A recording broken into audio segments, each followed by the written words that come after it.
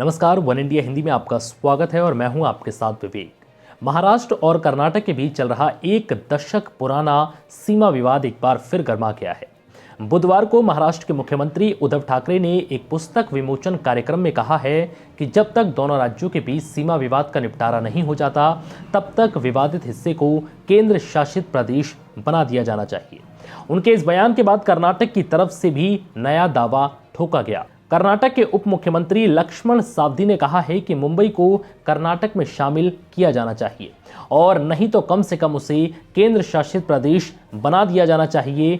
कर्नाटक के deputy CM Saudi ने कहा है कि हम महाराष्ट्र के मुख्यमंत्री के बयान की निंदा करते हैं। हमें विश्वास है कि सर्वोच्च न्यायालय की चीजें हमारे पक्ष में होंगी।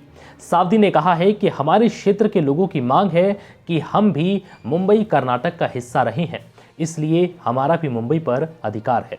सावदी के मुताबिक जब तक मुंबई कर्नाटक का हिस्सा नहीं बन जाता, तब तक मैं केंद्र सरकार से गुजारिश करूंगा कि मुंबई को केंद्र शासित प्रदेश बना दिया जाए।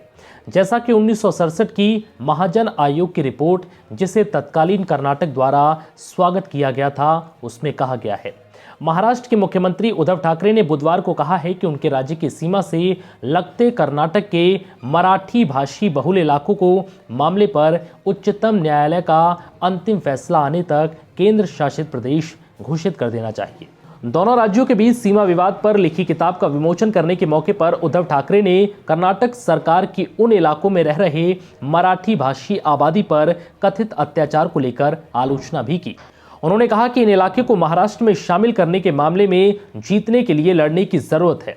उन्होंने कहा कि हमने पिछले अनुभवों से सीखा है और जीतने के लिए लड़ेंगे।